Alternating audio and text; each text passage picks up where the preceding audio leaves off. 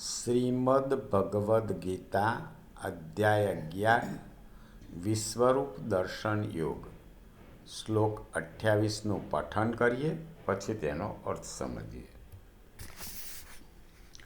યથા નદીનાં બહવોऽમ્બુવેગાः સમુદ્રમેવાભિમુખા દ્રવન્તિ તથા તવામી નરલોકવીરા વિશન્તિ વક્ત્રાણ્યભિવિજ્વલન્તિ. અર્થાત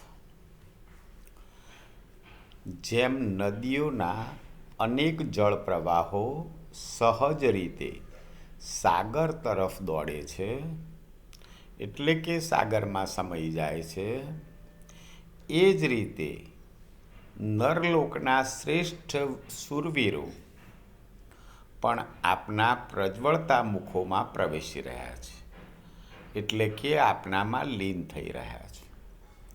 તો અર્જુન ભગવાનના વિશ્વ સ્વરૂપ રૂપનું દર્શન કરતા જણાવે છે કે નરલોકના શૂરવીરો પણ આપની તરફ ખેંચાઈ રહ્યા છે, આપનામાં લીન થઈ રહ્યા છે.